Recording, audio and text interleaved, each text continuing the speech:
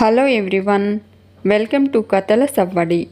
ఈ వీడియోలో నేను ఒక అందమైన ముగ్గు వేస్తూ మీకు ఒక ఆసక్తికరమైన కథను షేర్ చేస్తున్నాను.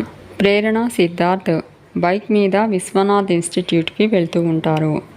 ప్రేరణ సిద్ధార్థ్ని తిడుతూ రుణం తీర్చుకుంటాను అంటూ తనను బైక్ ఎక్కించుకోవడం వల్లే తనకు లేట్ అయిందని ఇరిటేట్ అవుతూ ఉంటుంది ప్రేరణ. సిద్ధార్థ్, తీసుకున్న సాయానికి నాలా రుణం తీర్చుకునే వాళ్ళు ఎంతమంది ఉంటారు చెప్పు అంటాడు. అందుకు నువ్వు నన్ను అప్రిషియేట్ చేయాలి అంటాడు సిద్ధార్థ్. ప్రేరణ, ఇంకొకసారి రుణం అన్నావంటే ఏం చేస్తానో నాకే తెలీదు. విశ్వనాథ్ గారు ఎంత స్ట్రిక్టో నీకు తెలియదా? నీ వల్ల నీ బైక్ వల్ల ½ అన్ అవర్ లేట్ అయింది. ఇప్పుడు ఇన్స్టిట్యూట్కి వెళ్ళగానే గెట్అవుట్ అంటారేమో. నీకేం, నువ్వు బైక్ నడుపుకుంటూ బాగానే ఉంటావు, ఎటొచ్చి నాకే తిప్పలు అంటుంది ప్రేరణ. సిద్ధార్థ్, నువ్వు కూడా కిరాణా కొట్టు పెట్టుకుందువు కానీలే అంటాడు. ప్రేరణ షటప్ అంటుంది. సిద్ధార్థ్ బైక్ ఆపడంతో బైక్ ఎందుకు ఆపావు, ఇప్పటికైనా లేట్ చాలదా అంటుంది. సిద్ధార్థ్, మంచి ఫ్లోలో ఉన్నావు, ఎంతసేపటి నుంచి తిడుతున్నావో టైం తెలియట్లేదు అంటూ విశ్వనాథ్ గారి ఇల్లు వచ్చేసింది అంటాడు.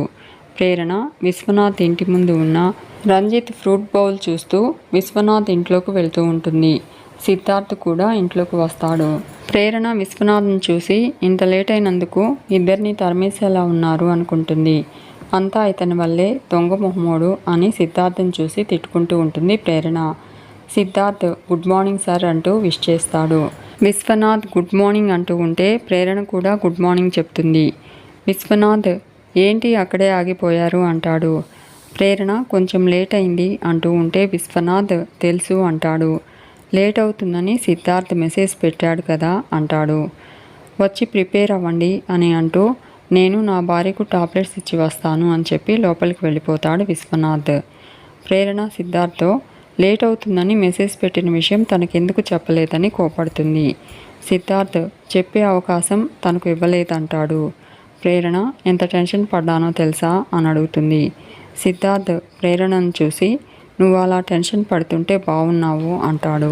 కోపంగా చూస్తున్న ప్రేరణతో చూసింది చాలు పద అంటూ లోపలికి వెళ్తాడు సిద్ధార్థ్. ప్రేరణ చా అనుకుంటూ లోపలికి వెళ్తుంది. ఇక రంజిత్ విశ్వనాథ్ మాటలు గుర్తు చేసుకుంటూ కార్ డ్రైవ్ చేస్తూ ఉంటాడు. కార్లో దాక్కుని ఉన్న ఐశ్వర్య రంజిత్ని చూస్తూ ఉంటుంది. రంజిత్ సడన్ బ్రేక్ వేయడంతో భయపడుతూ ఇక్కడ ఆపాడేంటి అని అనుకుంటూ ఉంటుంది ఐశ్వర్య. అప్పుడే ఒక బైక్ అతను ఫోన్ మాట్లాడుతూ వెనక నుంచి రంజిత్ కారుకి డాష్ ఇస్తాడు. రంజిత్ కారు దిగి యాక్సిడెంట్ చేసినందుకు ఆ బైక్ అతన్ని నిలదీస్తాడు. అతను సారీ చెప్తాడు. రంజిత్, నువ్వు నాకు సారీ చెప్పినట్టు నేను వెళ్ళి గ్యారేజ్లో సారీ చెప్తే రిపేర్ చేస్తాడా అంటాడు. బైక్ అతను కోపడికండి సార్, ఎంత ఖర్చు అవుతుందో చెప్పండి, డబ్బులు ఇస్తాను అంటాడు. రంజిత్, నాకు మాత్రం ఏం తెలుసు, 10,000 అవ్వచ్చు అంటాడు. ఇదంతా చూస్తున్న ఐశ్వర్య అంత డబ్బులా అనుకుంటుంది. బైక్ అతను ఇచ్చేస్తాను సార్ అంటూ డబ్బులు తీయబోతూ ఉంటే రంజిత్కి ఫోన్ వస్తుంది.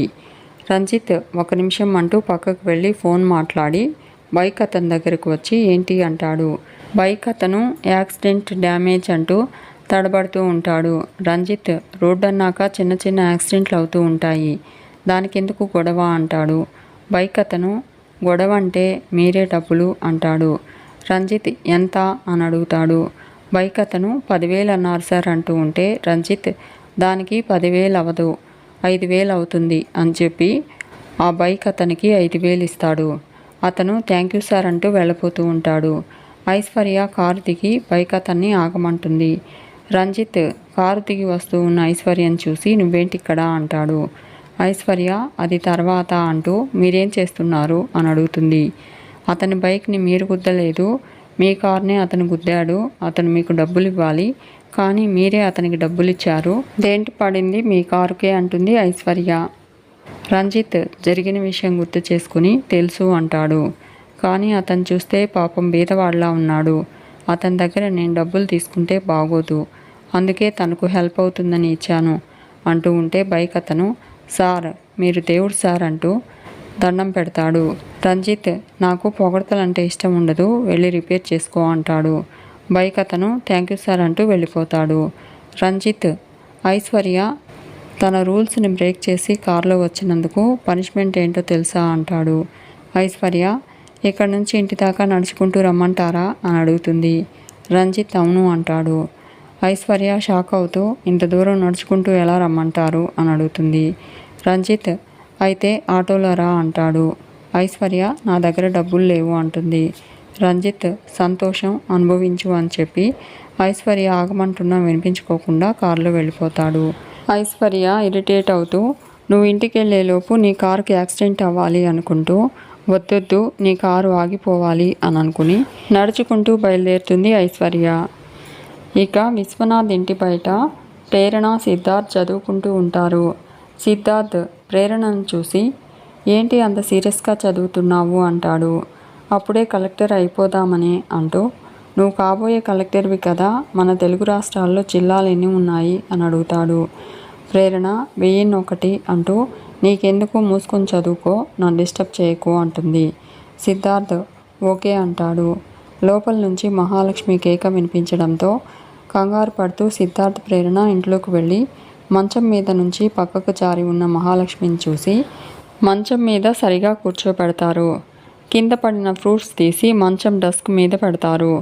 సిద్ధార్థ్ మీకేం కాలేదు కదా మేడం, ఇబ్బంది ఏం లేదు కదా అని అడుగుతాడు. ప్రేరణ ఏం కాదు మేడం, కాసేపు రెస్ట్ తీసుకోండి అంటుంది. సిద్ధార్థ్ మీకేదైనా అవసరం ఉంటే మమ్మల్ని పిలవచ్చు కదా మేడం అని అడుగుతాడు. మహాలక్ష్మి పర్వాలేదు బాబు, జ్యూస్ ఇక్కడే ఉంది, దాన్ని అందుకుందామని ప్రయత్నించాను, ఆ లోపల ఇలా జరిగింది అంటుంది. ప్రేరణ ఏ అవసరం వచ్చినా చెప్పండి మేడం అంటూ జ్యూస్ తాగమంటూ జ్యూస్ గ్లాస్ ఇస్తుంది. మహాలక్ష్మి వద్దులేమ్మా అంటుంది. ఈలోపు విశ్వనాథ్ ప్రేరణ అంటూ అరుస్తూ అక్కడికి వస్తాడు. మీరొచ్చిన పనేంటి, చేస్తున్నదేంటి, మీరు నా దగ్గర కోచింగ్ తీసుకోండి, మీ టైంని ఆలోచనని చదువు మీద పెట్టండి, నా పర్సనల్ విషయాల మీద కాదు అంటూ ఇంకెప్పుడు నా పనులు చేయడానికి ప్రయత్నించకండి, వెళ్ళండి అంటాడు. ప్రేరణ సిద్ధార్థ్ సారీ చెప్పి వెళ్ళిపోతారు. విశ్వనాథ్ మహాలక్ష్మికి టాబ్లెట్స్ ఇస్తాడు. మహాలక్ష్మి విషయం విశ్వనాథ్కి చెప్పి వాళ్ళ తప్పేం లేదు, పిల్లలు బాధపడుంటారండి అంటుంది. విశ్వనాథ్ సరే నువ్వు రెస్ట్ తీసుకో అని చెప్పి ఇంటి బయట ఉన్న ప్రేరణ సిద్ధార్థ్ దగ్గరకు వస్తాడు. ప్రేరణ విశ్వనాథ్ని చూసి సార్ మేము మిమ్మల్ని బాధ పెట్టి ఉంటే క్షమించండి అంటుంది. విశ్వనాథ్ కొన్నిసార్లు వయసుతో సంబంధం లేకుండా విచక్షణ కోల్పోతుంటాం, క్షణం కూడా ఆలోచించలేకపోతాము. ఇప్పుడు నా విషయంలో కూడా అదే జరిగింది, మీరు చెప్తున్నా కూడా వినిపించుకోలేకపోయాను, అలా మాట్లాడినందుకు ఏమీ అనుకోకండి అంటాడు విశ్వనాథ్. సిద్ధార్థ్ సార్ మీరు మా గురువు గారు, మీరు మమ్మల్ని ఏమైనా అనొచ్చు, ఆ హక్కు మీకుంది, మీరు అన్నందుకు మాకు బాధ ఏమాత్రం లేదు సార్ అంటాడు. ప్రేరణ అవును సార్, మందలించేది మంచి నేర్పించేది మీరే, అలాంటిది మేము ఎలా ఉండాలో చెప్పారు అంతే కదా అంటుంది. విశ్వనాథ్ థ్యాంక్స్ అంటూ సరే ఇవాళకి క్లాస్ పూర్తయింది, ఇంటికెళ్ళి చదువుకోండి అంటాడు. ప్రేరణ లోపల మెటీరియల్స్ ఉన్నాయి తీసుకుని వెళ్తాను అంటుంది. విశ్వనాథ్ సరే అంటూ లోపలికి వెళ్ళిపోతాడు. ఇక ఐశ్వర్య నడవలేక నడిచి ఇంటికి వస్తుంది. రంజిత్ ఇంటి బయట వాకింగ్ చేస్తూ విశ్వనాథ్ మాటలు గుర్తు చేసుకుంటూ ఉంటాడు. ఐశ్వర్య ఇంటి బయట ఆగి ఉన్న కారు చూసి వీడు క్షేమంగా ఇల్లు చేరాడు అనుకుంటూ వీడి అదృష్టం తగలయ్యా, నా శాపనార్థాలు కూడా పనిచేయలేదు అని తిట్టుకుంటూ ఇంట్లోకి వస్తూ ఉంటుంది. రంజిత్ ఐశ్వర్యను చూసి ఎక్కడికి వెళ్ళావు, ఏంటి అంతలా చెమటలు కక్కుతున్నావు అని అడుగుతాడు. ఐశ్వర్య కోపంగా 10 కిలోమీటర్లు నడుచుకుంటూ వస్తే చెమటలు ఇలాగే వస్తాయి అంటుంది. రంజిత్ ఆటోలో రావచ్చు కదా అని అడుగుతాడు. ఐశ్వర్య ఏమీ ఎరగనట్టు ఎలా మాట్లాడుతున్నాడో చూడు అని అనుకుంటుంది. రంజిత్ ఏదో అంటున్నావు అంటాడు. ఐశ్వర్య ఏం లేదు అంటుంది. రంజిత్ ఆటోకి డబ్బులు లేవా అని అడుగుతాడు. ఐశ్వర్య వీడు అంతా మర్చిపోయినట్టున్నాడు, కన్ఫర్మ్, వీడికి మతిమరుపు గట్టిగానే ఉంది అని అనుకుంటూ ఉంటుంది. రంజిత్ ఇంతకీ ఎందుకు నడుచుకుంటూ వచ్చావో చెప్పలేదు అని అడుగుతాడు. ఐశ్వర్య నాకు బాడీలో కొలెస్ట్రాల్ ఎక్కువైపోయిందంట, అందుకే వాకింగ్ చేస్తే మంచిదంట అంటుంది. రంజిత్ గుడ్ అంటూ హెల్త్ కేర్ తీసుకున్నావు, వెళ్ళి రెస్ట్ తీసుకో అంటాడు. ఐశ్వర్య అమ్మయ్య అనుకుంటూ వీడంతా మర్చిపోయాడు, నేను జరిగిందంతా గుర్తు చేస్తే కారెందుకు ఎక్కావు అని అగ్గి మీద గుగ్గిలం అవుతాడు అని అనుకుంటూ ఉంటుంది. రంజిత్ ఏంటి అలా చూస్తున్నావు, వెళ్ళు అంటాడు. ఐశ్వర్య మంచిది అంటూ చిరాగ్గా లోపలికి వెళ్తూ ఉంటుంది. ఇక ప్రేరణ సిద్ధార్థ్ విశ్వనాథ్ ఇంటి నుంచి బయటకు వస్తారు. సిద్ధార్థ్ బైక్ దగ్గరకు వెళ్ళి రా ఎక్కువ అని ప్రేరణతో అంటాడు. ప్రేరణ హలో ఏదో హక్కున్నట్టు రా ఎక్కువ అంటున్నావు అని అడుగుతుంది. సిద్ధార్థ్ రుణం తీర్చుకునే పనిలో ఉన్నాను, మధ్యలో వదిలేస్తే ఎలా అంటాడు. ప్రేరణ రుణం లేదు ఏమీ లేదు, ఇక్కడి నుంచి వెళ్ళిపో అంటుంది. సిద్ధార్థ్ ఇలా ఒంటరిగా ఉన్న ఆడపిల్లని, అందులోనూ అందంలో అబోవ్ యావరేజ్గా ఉన్న ఆడపిల్లని ఎలా వదిలేసి వెళ్ళమంటారు అంటాడు. ప్రేరణ కోపంగా చూడడంతో అందంగా ఉన్నారులేండి అంటూ అందంగా ఉన్న ఆడపిల్ల అంటాడు. మేడం గారు బైక్ ఎక్కాక తీరిగ్గా కోపడండి, మీకు వచ్చిన బ్యాడ్ వర్డ్స్ అన్నీ దారిలో తిడుతురు కానీ ఎక్కండి అంటాడు. ప్రేరణ నీ బైకు వద్దు, నువ్వు వద్దు, నిన్న నువ్వు తీసుకున్న బుక్ ఇవ్వు చాలు అంటుంది. సిద్ధార్థ్ ఆ బుక్ ఇంటి దగ్గర మర్చిపోయాను అంటాడు. రేపు తెచ్చిస్తాను అంటూ ఉంటే ప్రేరణ ఇప్పుడే కావాలి అని అడుగుతుంది. సిద్ధార్థ్ ఇక్కడే రోడ్డు మీద నిలబడి చదవరు కదా, రేపు చదవచ్చులే అంటాడు. ప్రేరణ నేను నీ టైప్ కాదు, చదువు అంటే కేర్లెస్గా ఉండను, ఏ రోజు సిలబస్ ఆ రోజే చదవడం నాకు అలవాటు అంటుంది. సిద్ధార్థ్ సంతోషం సరస్వతి గారు అంటూ దండం పెడుతూ అయితే బైక్ ఎక్కి మా ఇంటికి రండి, మీ బుక్ మీకు ఇచ్చేస్తాను అంటాడు. ప్రేరణ ఏంటి తమాషాగా ఉందా, నీ బైక్ ఎక్కడమే చిరాకు, అందులోనూ మీ ఇంటికి రావడమా అంటుంది. సిద్ధార్థ్ బుక్ కావాలా వద్దా అని అడుగుతాడు. ప్రేరణ కావాలి అంటుంది. సిద్ధార్థ్ అయితే రావాలి అంటాడు. ప్రేరణ నిన్ను అంటూ ఇరిటేట్ అవుతూ ఉంటే సిద్ధార్థ్ మేడం అరిస్తే ఆయాసం వస్తుంది, నాతో వస్తే మీ చేతికి బుక్ వస్తుంది అంటూ ఆయాసం కావాలా బుక్ కావాలా అంటాడు. ప్రేరణ చా అనుకుంటూ సిద్ధార్థ్ బైక్ ఎక్కి సిద్ధార్థ్ ఇంటికి బయలుదేరుతుంది. ఇక సిద్ధార్థ్ ఇంటి దగ్గర కుమార్ టవల్ చుట్టుకుని మంచం ఎక్కి డాన్స్ చేస్తూ ఉంటాడు. సిద్ధార్థ్తో పాటు ఇంట్లోకి వచ్చిన ప్రేరణ కుమార్ని చూసి అరుస్తూ పక్కకు తిరుగుతుంది. సిద్ధార్థ్ రే ఇడియట్ అంటూ కుమార్ని ఆపుతాడు. కుమార్ ప్రేరణను చూసి మంచం దిగి దుప్పటి కప్పుకుంటాడు. సిద్ధార్థ్ ఏం చేస్తున్నావురా అంటాడు. కుమార్ ఎవరూ లేరు కదా అంటూ ప్రేరణ దగ్గరకు వెళ్ళి హాయ్ మేడం, మీరు మా రూమ్లో ఇలా అంటూ బాగున్నారా మేడం అంటాడు. ప్రేరణ తల ఊపుతుంది.